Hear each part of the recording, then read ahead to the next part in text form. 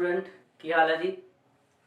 मैं Raman scope academy Gurdaspur और ਅੱਜ ਅਸੀਂ ਸ਼ੁਰੂ ਕਰਨ ਜਾ ਰਹੇ ਹਾਂ ਕਲਾਸ 9th ਦੀ ਫਿਜ਼ਿਕਸ। ਜੀ ਬਿਲਕੁਲ ਬੇਟਾ, ਐਕਚੁਅਲ ਦੇ ਵਿੱਚ ਅਗਰ ਆਪਾਂ ਸਾਇੰਸ ਦੀ ਸਟੱਡੀ ਦੀ ਗੱਲ ਕਰੀਏ ਤੇ ਉਹਦੇ ਵਿੱਚ ਗੱਲ ਕਰੀਏ ਫਿਜ਼ਿਕਸ ਦੀ, ਤੇ ਫਿਜ਼ਿਕਸ ਅਸਲ ਵਿੱਚ 9th ਕਲਾਸ ਤੋਂ ਹੀ ਸ਼ੁਰੂ ਹੋ ਰਹੀ ਹੈ। ਔਰ ਇੱਕ ਨੈਰੇਟਿਵ ਫਿਜ਼ਿਕਸ ਦਾ ਇਹ ਬਣਿਆ ਪਿਆ ਵਾ ਕਿ ਫਿਜ਼ਿਕਸ ਇੱਕ ਟਫ ਸਬਜੈਕਟ ਹੈ, ਜਦ ਕਿ ਮੈਨੂੰ ਲੱਗਦਾ ਹੈ ਕਿ ਇਹ ਸਭ ਤੋਂ ਜ਼ਿਆਦਾ ਪ੍ਰੈਕਟੀਕਲ ਸਾਇੰਸ ਹੈ। ਫਿਜ਼ਿਕਸ ਸਾਇੰਸ ਦੀ ਉਹ ਬ੍ਰਾਂਚ ਹੈ ਜੋ ਕਿ ਸਾਡੇ ਆਲ ਅਰਾਊਂਡ ਜੋ ਵੀ ਤਰ੍ਹਾਂ ਦੇ ਫੀਚਰਸ ਦੇਖਦੇ ਪਏ ਹੋ, ਜੋ ਵੀ ਫੈਕਟਰਸ ਹੋ ਰਿਹਾ, ਜੋ ਵੀ ਇਵੈਂਟਸ ਹੋ ਰਿਹਾ, ਸਾਰੇ ਫਿਜ਼ਿਕਸ ਦੇ ਬੇਸ ਤੇ ਆ। ਹਰ ਇੱਕ ਚੀਜ਼ ਵਿੱਚ ਫਿਜ਼ਿਕਸ ਹੈ। ਤੁਸੀਂ ਟੈਲੀਕਾਸਟ ਹੋ ਕੇ ਕਿਸੇ ਨੂੰ ਦਿਖਾਈ ਦਿੰਦੇ ਹੋ, ਮੈਂ ਟੈਲੀਕਾਸਟ ਹੋ ਕੇ ਤੁਹਾਨੂੰ ਦਿਖਾਈ ਦੇ ਰਿਹਾ। ਫੈਨ ਚੱਲ ਰਿਹਾ, ਤੁਸੀਂ ਕਿਸੇ ਸਾਊਂਡ ਨੂੰ ਸੁਣ ਪਾ ਰਹੇ ਹੋ। ਕੋਈ ਮੋਸ਼ਨ ਹੋ ਰਿਹਾ, ਕੋਈ ਮੂਵਮੈਂਟ ਹੋ ਰਹੀ ਆ, ਕਿਸੇ ਪ੍ਰਕਾਰ ਦੀ ਵਿੰਡ ਚੱਲਦੀ ਪਈ ਆ, ਕਿਸੇ ਵੀ ਚੀਜ਼ ਦੇ ਵਿੱਚ ਦੇਖ ਲਈਏ ਤੇ ਫਿਜ਼ਿਕਸ ਹਰ ਇੱਕ ਚੀਜ਼ ਪ੍ਰੈਜ਼ੈਂਟ ਹੈ। ਇਸ ਕਰਕੇ ਅਗਰ ਸਾਇੰਸ ਦੀ ਬ੍ਰਾਂਚ ਦੀ ਗੱਲ ਕੀਤੀ ਜਾਏ ਤੇ ਸਭ ਤੋਂ ਇੰਟੈਲੀਜੈਂਟ ਬ੍ਰਾਂਚ ਮੈਂ ਫਿਜ਼ਿਕਸ ਨੂੰ ਮੰਨਦਾ ਹਾਂ। ਸੋ ਇਹ ਤੋਂ ਪਹਿਲਾਂ ਕਿ ਮੈਂ ਤੁਹਾਡੇ ਯੂਨਿਟ ਵਾਲੇ ਪਾਸੇ ਆਵਾਂ, ਮੈਂ ਥੋੜਾ ਆਲ ਅਰਾਊਂਡ ਤੁਹਾਨੂੰ ਫਿਜ਼ਿਕਸ ਦੇ ਨੇੜੇ ਤੇੜੇ ਘੁਮਾ ਦਿੰਨਾ ਤਾਂ ਜੋ ਕਿ ਤੁਹਾਡਾ ਫਿਜ਼ਿਕਸ ਦਾ ਇੰਟਰਸਟ ਥੋੜਾ ਬਣ ਜਾਵੇ। ਵੈਸੇ ਸਾਡੇ ਯੂਨਿਟ ਦਾ ਨਾਮ ਮੋਸ਼ਨ ਹੈ, ਠੀਕ ਹੈ, ਇਹਦੇ ਤੇ ਆਪਾਂ ਬਾਅਦ ਵਿੱਚ ਆਉਂਦੇ ਹਾਂ। ਸਭ ਤੋਂ ਪਹਿਲਾਂ ਗੱਲ ਕਰਦੇ ਹਾਂ ਫਿਜ਼ਿਕਸ ਦੀ। ਜਿੱਦਾਂ ਕਿ ਮੈਂ ਸ਼ੁਰੂਆਤ 'ਚ ਹੀ ਕਿਹਾ ਕਿ ਫਿਜ਼ਿਕਸ ਉਹ ਬ੍ਰਾਂਚ ਹੈ ਜੋ ਕਿ ਡੀਲ ਕਰਦੀ ਹੈ ਫਿਨੋਮੀਨਾ, deal in the phenomena that occur in the nature, यानी कि जो भी नेचर ਦੇ ਵਿੱਚ ਹੋ ਰਿਹਾ, नेचर ਦੇ ਵਿੱਚ ਹੋਣ ਵਾਲੀ ਹਰੇਕ ਚੀਜ਼ ਵਿੱਚ ਫਿਜ਼ਿਕਸ ਹੈ। The various phenomena in which we study about the natural phenomena, ਉਹਨੂੰ ਆਪਾਂ ਫਿਜ਼ਿਕਸ ਬੋਲਦੇ ਹਾਂ। ਮੈਂ ਐਗਜ਼ਾਮਪਲਸ ਦਿੱਤੀਆਂ ਤੁਹਾਨੂੰ, ਉਹਨੂੰ ਅਸੀਂ ਫਿਜ਼ਿਕਸ ਦਾ ਨਾਮ ਦਿੰਦੇ ਹਾਂ। ਫਿਜ਼ਿਕਸ ਅਸਲ ਦੇ ਵਿੱਚ ਜਿੰਨੀਆਂ ਵੀ ਫਿਜ਼ੀਕਲ ਕੁਆਂਟੀਟੀਜ਼ ਹੁੰਦੀਆਂ ਨੇ ਉਹਨਾਂ ਦੀ ਸਟੱਡੀ ਨੂੰ ਕਿਹਾ ਜਾਂਦਾ ਵਾ। ਫਿਜ਼ੀਕਲ ਕੁਆਂਟੀਟੀਜ਼ ਦੀ ਸਟੱਡੀ ਨੂੰ ਅਸੀਂ ਫਿਜ਼ਿਕਸ ਬੋਲਦੇ ਹਾਂ। ਫਿਜ਼ੀਕਲ ਕੁਆਂਟੀਟੀ ਇੱਕ ਇਸ ਤਰ੍ਹਾਂ ਦੀ ਕੁਆਂਟੀਟੀ ਹੈ ਜਿਹਨੂੰ ਅਸੀਂ ਮੇਜ਼ਰ ਕਰ ਸਕਦੇ ਹਾਂ, ਠੀਕ ਹੈ। ਕਿਸੇ ਵੀ ਪ੍ਰਕਾਰ ਦੀ ਕੁਆਂਟੀਟੀ ਹੋ ਸਕਦੀ ਹੈ। ਜਿਸ ਤਰ੍ਹਾਂ ਮੈਂ ਬੋਲਦਾ ਪਿਆ, ਮੇਰੀ ਸਾਊਂਡ ਦੀ ਇੱਕ ਵੇਵਲੈਂਥ ਹੈ, ਇੱਕ ਪਿਚ ਵੈਲਿਊ ਹੈ ਜਿਹਦੇ ਨਾਲ ਤੁਸੀਂ ਉਹਨੂੰ ਸੁਣ ਪਾ ਰਹੇ ਹੋ। ਉਸੇ ਤਰ੍ਹਾਂ ਹੀ ਤੁਹਾਡੇ ਕੋਲ ਕੁਆਂਟੀਟੀ ਦੀ ਗੱਲ ਕਰ ਲੈਂਦੇ ਹਾਂ, ਮਾਸ। ਆਪਾਂ ਮਾਸ ਨੂੰ ਮੇਜ਼ਰ ਕਰਦੇ ਹਾਂ, ਲੈਂਥ ਇਹਨੂੰ ਮੇਜ਼ਰ ਕਰਦੇ ਹਾਂ। ਸੋ ਫਿਜ਼ੀਕਲ ਕੁਆਂਟੀਟੀ ਫਿਜ਼ਿਕਸ ਦੇ ਵਿੱਚ ਮੇਜ਼ਰ ਕੀਤੀਆਂ ਜਾਂਦੀਆਂ ਨੇ ਔਰ ਇਹਨਾਂ ਨੂੰ ਮੇਜ਼ਰ ਕਰਨ ਦੇ ਲਈ ਅਸੀਂ ਕਿਸੇ ਨਾ ਕਿਸੇ ਤਰ੍ਹਾਂ ਦੇ ਰੈਫਰੈਂਸ ਦਾ ਇਸਤੇਮਾਲ ਕਰਦੇ ਹਾਂ। ਉਹਨਾਂ ਨੂੰ ਅਸੀਂ ਯੂਨਿਟਸ ਬੋਲਦੇ ਹਾਂ। ਯੂਨਿਟਸ ਟੂ ਮੇਜ਼ਰ ਦਾ ਫਿਜ਼ੀਕਲ ਕੁਆਂਟੀਟੀਜ਼।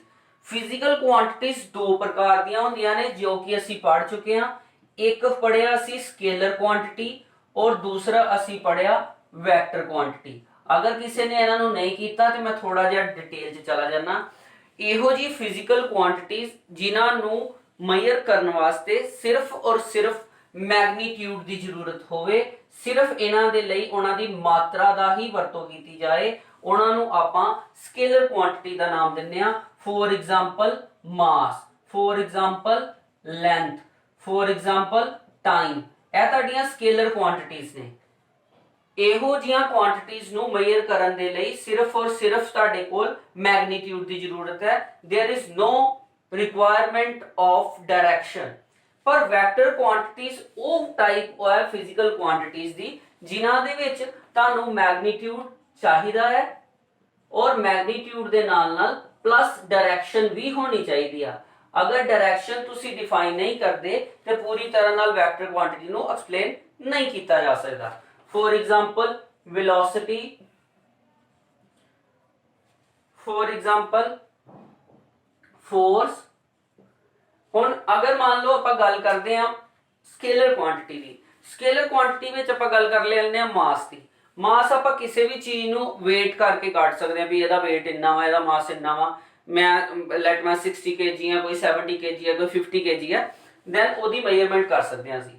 ਬਟ ਅਗਰ ਅਸੀਂ ਗੱਲ ਕਰੀਏ ਵੈਕਟਰ ਕੁਆਂਟੀਟੀ ਦੀ, ਵੈਕਟਰ ਕੁਆਂਟੀਟੀ ਦੇ ਵਿੱਚ ਕੱਲਾ ਮੈਗਨੀਟਿਊਡ ਹੀ ਨਹੀਂ ਚਾਹੀਦੀ, ਡਾਇਰੈਕਸ਼ਨ ਵੀ ਚਾਹੀਦੀ ਆ। ਮੈਂ ਤੁਹਾਨੂੰ ਐਗਜ਼ਾਮਪਲ ਨਾਲ ਦੱਸਦਾ, ਬਿਲਕੁਲ ਸਮਝ ਆਏਗੀ।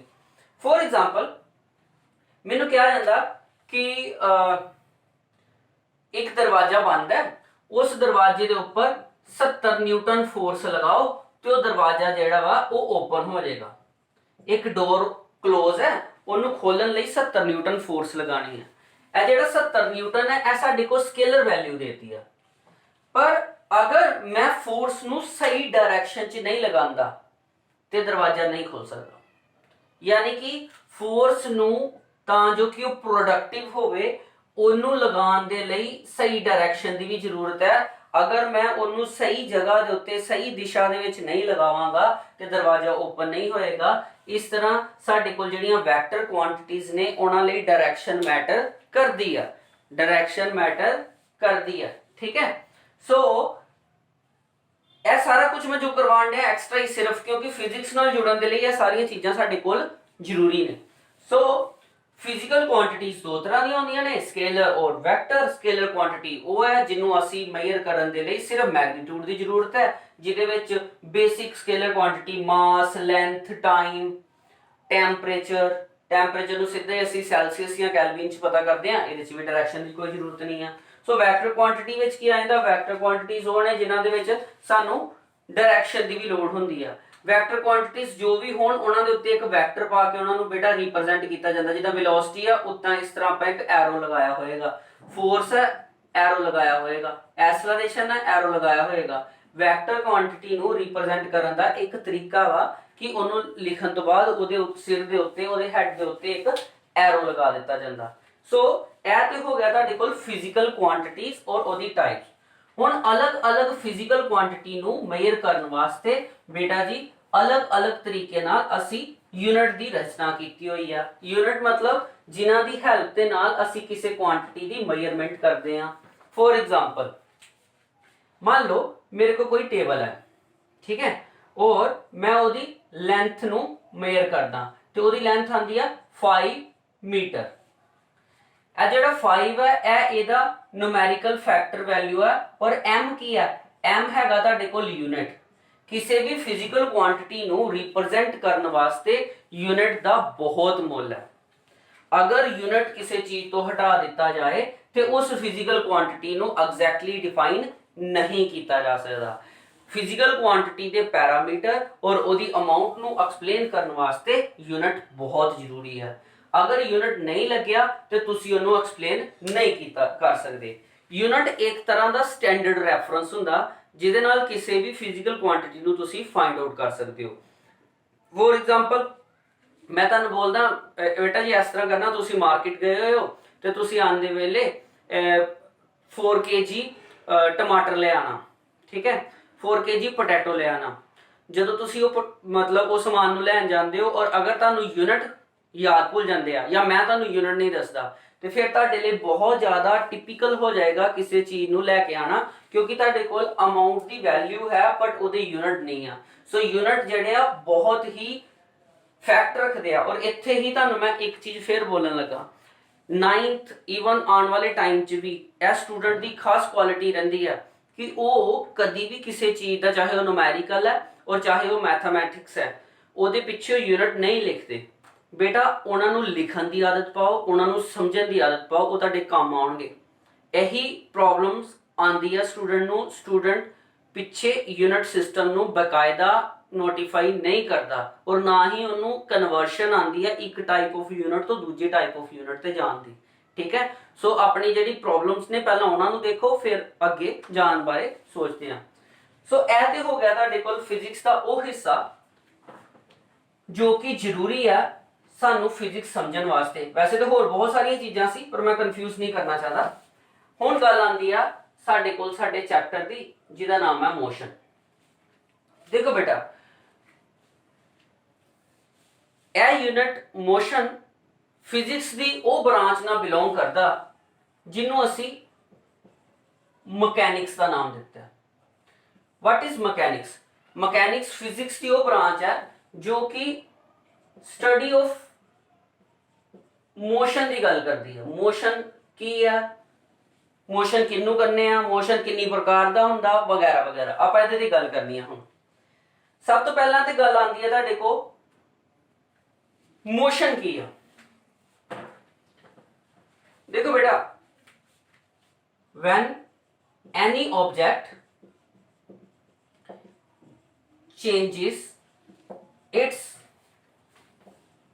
Position with respect to surrounding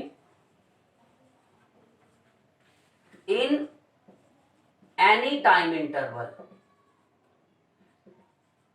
या आऊं कह लो इन सराउंडिंग ड्यूरिंग टाइम, किसी भी समय के दौरान अगर कोई ऑब्जेक्ट अपने इर्द गिर्द यानी कि सराउंडिंग्स दे नाल अपनी पोजीशन नु चेंज करे ते आपां ऐ कह सकदे हां कि the object is in motion. The object is said to be in motion when it changes its position with respect to surrounding during any time interval.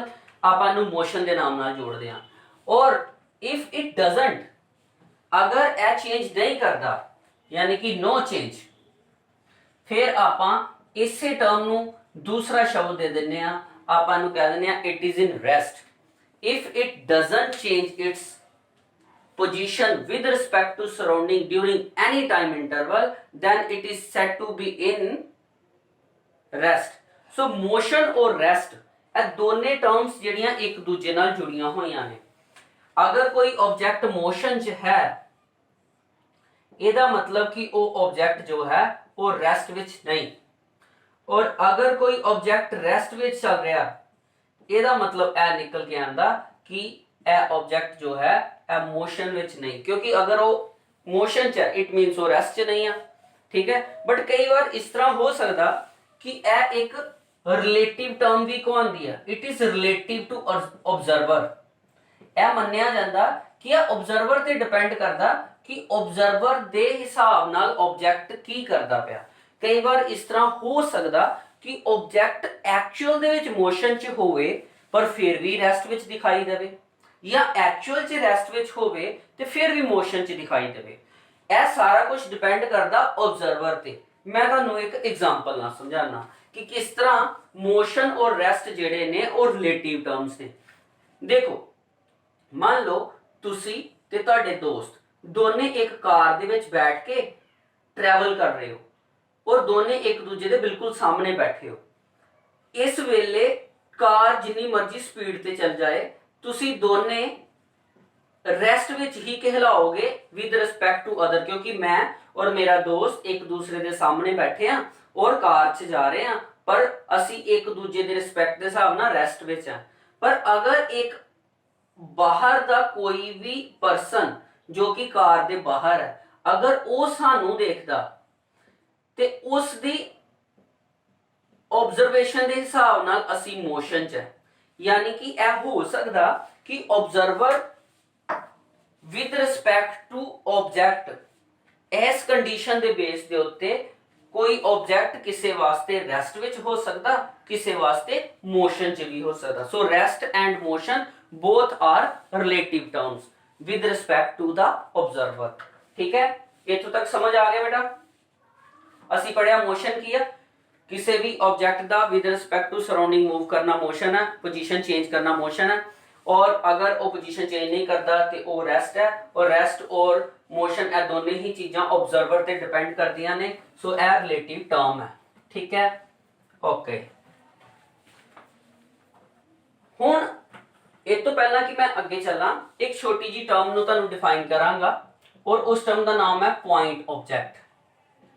Point object नूं क्यों डिफाइन किया जा रहा है वो भी दसदा। What is point object? If any object has very small dimensions या size with respect to its motion is called point object। मैं अपने ही लफ्जां दे विच तुहानूं डेफिनेशन दस्सी आ, तुहाडी बुक विच थोड़ी अलग हो सकती है। What is point object? अगर कोई भी ऑब्जेक्ट जिहदा साइज ਉਹਦੇ ਮੋਸ਼ਨ ਦੇ ਅਨੁਸਾਰ ਬਹੁਤ ਛੋਟਾ ਹੈ ਉਹਨੂੰ ਪੁਆਇੰਟ ਆਬਜੈਕਟ ਬੋਲਦੇ ਆ। If N object have negligible dimensions with respect to its journey or with respect to its motion. For example, मैं इथों मुंबई जा रहा with a बस, एक बस के थ्रू जा रहा इन अ बस, ठीक है, बस के थ्रू जा रहे हैं। ਹੁਣ ਤੁਹਾਨੂੰ ਪਤਾ ਬੱਸ ਕਾਫੀ ਵੱਡੀ ਬੱਸ ਹੁੰਦੀ ਹੈ, ਪਰ ਅਗਰ ਅਸੀਂ ਮੁੰਬਈ ਦੀ ਗੱਲ ਕਰੀਏ ਐਟ 2000 ਕਿਲੋਮੀਟਰ ਨੀਅਰ ਅਬਾਊਟ ਹੈ। ਹੁਣ ਉਹ ਬੱਸ ਜੋ ਕਿ ट्रैवल करनी है 2000 किलोमीटर, अगर ਇਹਦੀ ਜਰਨੀ ਦੀ ਗੱਲ ਕਰ ਲਈਏ ਤੇ ਇਸ ਮੋਸ਼ਨ ਦੇ ਹਿਸਾਬ ਨਾਲ ਇਹ ਜਿਹੜਾ ਮੇਰਾ ਆਬਜੈਕਟ ਹੈ, ਮੇਰੀ ਬੱਸ ਜਿਹੜੀ ਹੈ, ਇਹ ਪੁਆਇੰਟ ਆਬਜੈਕਟ कहलाएगी। सो ਪੁਆਇੰਟ ਆਬਜੈਕਟ ਕੀ ਹੈ? ਪੁਆਇੰਟ ਆਬਜੈਕਟ ਇੱਕ ਇਮੇਜਿਨਰੀ ਕਨਸੈਪਟ ਹੈ। ਇਮੇਜਿਨਰੀ ਕਨਸੈਪਟ ਕਿਉਂ ਹੈ? ਕਿਉਂਕਿ ਜਦੋਂ ਆਪਾਂ ਗੱਲ ਮੋਸ਼ਨ ਦੀ ਕਰਨੀ ਆ ਤੇ ਉਸ ਵੇਲੇ ਅਸੀਂ ਸਿਰਫ ਔਰ ਸਿਰਫ ਆਬਜੈਕਟ ਦੇ ਉੱਤੇ ਫੋਕਸ ਕਰਨਾ ਤੇ ਆਬਜੈਕਟ ਨੂੰ ਅਸੀਂ ਇੱਕ ਪੁਆਇੰਟ ਆਬਜੈਕਟ ਮੰਨਣਾ। ਕਲੀਅਰ ਹੋ ਗਿਆ? ਮੈਂ ਪੁਆਇੰਟ ਆਬਜੈਕਟ ਕਿਉਂ ਕਹਿ ਰਿਹਾ? ਕਿਉਂਕਿ ਅਸੀਂ ਜਿਹੜੀ ਸਟੱਡੀ ਕਰਦੇ ਆ ਮੋਸ਼ਨ ਦੀ, ਜਾਂ ਜੋ ਵੀ ਸਾਡਾ ਚੈਪਟਰ ਸ਼ੁਰੂ ਹੋਇਆ, ਇਹਦੇ ਵਿੱਚ ਸਾਰੇ ਦੇ ਸਾਰੇ ਚੈਪਟਰ ਦੇ ਵਿੱਚ ਅਸੀਂ ਆਬਜੈਕਟ ਨੂੰ ਇੱਕ ਪੁਆਇੰਟ ਆਬਜੈਕਟ ਮੰਨਣਾ। ਹੁਣ ਬਾਰ-ਬਾਰ ਤੁਹਾਡੇ ਸਾਹਮਣੇ ਆਏਗਾ ਪੁਆਇੰਟ ਆਬਜੈਕਟ, ਪੁਆਇੰਟ ਆਬਜੈਕਟ, ਤੁਹਾਨੂੰ ਸਮਝ ਨਹੀਂ ਆਏਗਾ। ਸੋ ਪੁਆਇੰਟ ਆਬਜੈਕਟ ਕੀ ਹੈ? ਅਗਰ ਕੋਈ ਆਬਜੈਕਟ ਆਪਣੇ ਮੋਸ਼ਨ ਦੇ ਹਿਸਾਬ ਨਾਲ ਬਹੁਤ ਛੋਟੇ ਸਾਈਜ਼ ਦਾ ਹੋਏ ਪਰ ਉਹਦਾ ਮੋਸ਼ਨ ਬਹੁਤ ਵੱਡਾ ਹੋਵੇ ਤੇ ਅਸੀਂ ਉਸ ਆਬਜੈਕਟ ਨੂੰ ਪੁਆਇੰਟ ਆਬਜੈਕਟ ਦਾ ਦਰਜਾ ਦਿੰਦੇ ਆ। ਬੇਟਾ ਜੀ ਸਮਝ ਆ ਗਿਆ? ਇਹ ਤਾਂ ਕਲੀਅਰ ਹੋ ਗਿਆ? What is point object? If an object has very small और negligible dimensions with respect to its travel distance, then it is called a point object. clear? ਹੁਣ ਗੱਲ ਆਉਂਦੀ ਹੈ ਤੁਹਾਡੇ ਕੋਲ टाइप्स ऑफ मोशन ਦੀ। ਇਹ ਮੈਂ ਕੁਝ ਆਪਣੇ ਤੌਰ ਤੇ ਦੱਸਣ ਲੱਗਾ, ਫਿਰ ਮੈਂ ਟੌਪਿਕ ਤੇ ਆ ਜਾਵਾਂਗਾ। ਦੇਖੋ ਮੋਸ਼ਨ ਕਈ ਪ੍ਰਕਾਰ ਦਾ ਹੁੰਦਾ। ਸਿੱਧਾ ਚੱਲਣਾ, गोल गोल चलना, रोटेशन च चलना, ठीक है, कई प्रकार का मोशन होता। पर जो साडे कोल चैप्टर च है उस हिसाब नाल साडे कोल टाइप्स ऑफ मोशन जेड़ा वा दो तरह दा, सॉरी तीन टाइप दा वा। Motion in one dimension, motion in two dimension and motion in three dimension. यानी कि one dimensional motion, two dimensional motion, three dimensional motion. बेटा मैं थोड़ा जिहा तुहानूं दस दियां डायमेंशनस की हुंदियां। साडी ज्योमैट्री के हिसाब नाल स्पेस नूं रिप्रेजेंट करन दे लई साडे कोल तीन एक्सिस ने। बोर्ड दे उत्ते थ्री एक्सिस एक्सप्लेन नहीं हो सकदियां, सो मैं इहनूं थोड़ा बाहर आके दसदा। एक लाइन उपर नूं, ओके, एक लाइन इधर नूं, ओके, तो तीसरी लाइन इधर नूं ਤੁਹਾਡੇ ਵੱਲ, यानी कि इधर वाला डिस्टेंस, इधर वाला डिस्टेंस एंड ऊपर वाला डिस्टेंस। सो ਇਹ ऊपर वाले डिस्टेंस ਨੂੰ ਆਪਾਂ y एक्सिस ਮੰਨਦੇ ਆ, ਇਹਨੂੰ ਮੰਨ ਲਓ x एक्सिस, ਇਹਨੂੰ z एक्सिस। टाइम टाइम ਤੇ ਚੇਂਜ ਹੋ ਜਾਂਦੀਆਂ ਵਿਦ ਰਿਸਪੈਕਟ ਟੂ ਕੁਝ ਵੀ ਹੋ ਸਕਦਾ, ਬੁੱਕ ਵਿੱਚ ਹੋ ਸਕਦਾ ਇਹ ਚੀਜ਼ ਆਲਟਰ ਦਿੱਤੀ ਹੋਏ, ਠੀਕ। ਅਗਰ ਕੋਈ ਆਬਜੈਕਟ, ਹੁਣ ਮੈਂ ਆਨਾ ਤੁਹਾਡੇ ਕੋਲ ਟਾਈਪਸ ਆਫ ਮੋਸ਼ਨ ਤੇ, ਅਗਰ ਕੋਈ ਆਬਜੈਕਟ ਸਿਰਫ ਇੱਕੋ ਐਕਸਿਸ ਦੇ ਅਲੋਂਗ ਮੂਵ ਕਰ ਰਿਹਾ ਔਰ ਉਹਨੂੰ ਰਿਪਰੈਜ਼ੈਂਟ ਕਰਨ ਦੇ ਲਈ ਸਿਰਫ ਇੱਕੋ ਐਕਸਿਸ ਦੀ ਵੈਲਿਊ ਦੱਸੀ ਜਾ ਰਹੀ ਹੈ। ਮੈਂ ਤੁਹਾਨੂੰ ਇਹ ਤੋਂ ਪਹਿਲਾਂ ਕਿ ਮੋਸ਼ਨ ਦੱਸਾਂ, ਮੈਂ ਤੁਹਾਨੂੰ ਪੋਜੀਸ਼ਨ ਦੀ ਗੱਲ ਦੱਸਣਾ। ਅਗਰ ਮੰਨ ਲਓ ਕੋਈ object with respect to region ਇਸ ਸਾਈਡ ਦੇ ਉੱਤੇ 10 ਪੁਆਇੰਟ ਤੇ ਹੈ ਤੇ ਮੈਂ ਇੱਥੇ 10 ਲਿਖਾਂਗਾ। With respect to origin 10 point ਤੋਂ ਇਸ ਸਾਈਡ ਦੇ ਉੱਤੇ 5 ਪੁਆਇੰਟ ਤੇ ਹੈ, ਮੈਂ y ਐਕਸਿਸ ਤੇ 5 ਲਿਖ ਦਾਂਗਾ। ਤੇ ਇਸ ਪੁਆਇੰਟ ਦੇ ਉੱਤੇ ਇਧਰੋਂ ਇਧਰ ਇਸ ਪੁਆਇੰਟ ਦੇ ਉੱਤੇ 7 ਪੁਆਇੰਟ ਤੇ ਆ ਤੇ ਮੈਂ ਇਸ ਤਰ੍ਹਾਂ ਲਿਖ ਦਾਂਗਾ। ਇਹ ਜਿਹੜੀ ਚੀਜ਼ ਦੇਖਦੇ ਪਏ ਹੋ ਇਹ x ਐਕਸਿਸ, y ਐਕਸਿਸ ਔਰ z ਐਕਸਿਸ ਦੀ ਵੈਲਿਊਜ਼ ਨੇ। ਸੋ ਇਹਨਾਂ ਵੈਲਿਊਜ਼ ਦੀ ਮਦਦ ਦੇ ਨਾਲ ਅਸੀਂ ਕਿਸੇ ਆਬਜੈਕਟ ਦੀ ਪੋਜੀਸ਼ਨ ਪਤਾ ਕਰਦੇ ਹਾਂ ਕਿ ਉਹ origin यानी कि ਜਿੱਥੋਂ ਵੀ ਚੀਜ਼ ਨੂੰ ਲੱਭਣ ਜਾ ਰਹੇ ਹਾਂ ਅਸੀਂ ਉੱਥੋਂ ਕਿੰਨੀ ਦੂਰ ਹੈ। पूरे स्पेस ਦੇ ਵਿੱਚ ਅਗਰ ਕਿਸੇ ਚੀਜ਼ ਨੂੰ, स्पेस ਦਾ ਮਤਲਬ ਸਮਝ ਕੇ ਚੱਲਿਓ ਇੱਕ ਪਾਰਟਿਕੂਲਰ ਏਰੀਆ ਜਿੱਥੇ ਆਪਾਂ ਸਟੱਡੀ ਕਰਦੇ ਪਏ ਹਾਂ ਜਿਸ ਦੇ ਉੱਤੇ, ਤੇ x ਐਕਸਿਸ, y ਐਕਸਿਸ ਤੇ z ਐਕਸਿਸ ਦੇ ਇਹ ਕੋਆਰਡੀਨੇਟ ਦੀ ਵੈਲਿਊ ਉਹਦੀ ਪੋਜੀਸ਼ਨ ਦੱਸਦੀ ਆ। ਹੁਣ ਮੈਂ ਆਨਾ motion in one dimension the definition ਤੇ। If N object if only one of the coordinate changes with respect to time in motion, it is called one dimensional motion। देखो क्या बोल रहा, तन्नू पता 3 एक्सिस है, कहना कि अगर सिर्फ इको एक्सिस यानी कि इको एक्सिस ਦੇ कोऑर्डिनेट चेंज होਣ, if only one of the coordinate, ਤੁਹਾਡੇ ਕੋਲ 3 ਕੋਆਰਡੀਨੇਟ ਹੈ, ਉਹਦੇ ਵਿੱਚੋਂ ਸਿਰਫ ਇੱਕ ਐਕਸਿਸ ਦੇ ਕੋਆਰਡੀਨੇਟ ਚੇਂਜ ਹੋਣ। ਫੋਰ ਐਗਜ਼ਾਮਪਲ ਕੋਈ ਆਬਜੈਕਟ ਜਿਹੜਾ ਵਾ ਸਿਰਫ ਐਕਸ ਐਕਸਿਸ ਦੇ ਅਲੋਂਗ ਹੀ ਚੱਲ ਰਿਹਾ, ਉਹਦੀ ਸਭ ਤੋਂ ਪਹਿਲੀ ਵੈਲਿਊ ਸੀ 10, y 0 ਸੀ, z भी 0 ही, फिर 10 सेकंड बाद x 20 हो गया, 0 0, क्योंकि बाकी दे एक्सिस की वैल्यू चेंज नहीं होएगी। फिर आ 40 हो गया किसी और टाइम के उत्ते 0 0, यानी कि किसी भी मोशन के दौरान सिर्फ इको कोऑर्डिनेट चेंज होवे ते आपां इस तरह के मोशन नु वन डायमेंशनल मोशन करने आ। यह तो हो गया याद रखने वाली गल। मैं तुहानू प्रैक्टिकली एग्जांपल देना। फॉर एग्जांपल मैं एक सीधी लाइन च चलता जा रहा, सीधी लाइन च चलता जा रहा, स्ट्रेट लाइन च। जो मैं स्ट्रेट लाइन च चलांगा तो यह होगी ओनली वन एक्सिस, ना मैं दाएं गया ना मैं बाएं गया, ना मैं ऊपर मूव किया ना मैं थले मूव किया, ओनली इको एक्सिस के थ्रू मूव करता पाया। तो इस तरह का मोशन होया वन डायमेंशनल मोशन, यानी कि यदि एग्जांपल तुम कह सकते हो train on track. Track linear विछाया जाता और ट्रेन ਉਹਦੇ ਉੱਤੇ चलती है। यह एक वन डायमेंशनल मोशन है। वन डायमेंशनल मोशन ਦੇ ਵਿੱਚ ਜਿਹੜਾ ऑब्जेक्ट है वो सिर्फ इको कोऑर्डिनेट चेंज करता। और याद रखियो जरूरी नहीं है कि वो कोऑर्डिनेट पहला ही होए, यह भी हो सकता कि पहले कोऑर्डिनेट की वैल्यू कोई चेंज ना होए ते दूजे कोऑर्डिनेट की वैल्यू चेंज होए, पर होएगी इको, होएगी इको। हो सकता मैं सीधा दाएं चला जावां, या हो सकता मैं सीधा स्ट्रेट आ जा, या हो सकता पीछे चला जावां, only one coordinate will change. इनू आपां बोलांगे वन डायमेंशनल मोशन। ठीक, हुण वारी आंदी आ मोशन इन टू डायमेंशन। हुण ते तुसीं समझ ही गए होवोगे टू डायमेंशनल मोशन की होएगा। इहो जिहा मोशन जिहदे विच टू दो कोऑर्डिनेट चेंज होण विद रिस्पेक्ट टू टाइम, दो वैल्यू चेंज होण एक ना होए। फॉर एग्जांपल 10 20 0, 20 40 0, 30 50 0, यह वैल्यू चेंज हो रही ने और यह वैल्यू चेंज नहीं हो रही। इस तरह का मोशन जिहदे विच कोई ऑब्जेक्ट जिहड़ा वो एक एक्सिस इधर नूं भी चल सकदा इधर नूं भी, यानी कि इधर नूं मूव करो इधर नूं इधर नूं। इहदी बेस्ट एग्जांपल पता की है? इहदी बेस्ट एग्जांपल हैगी आ इंसैक्ट ऑन फ्लोर।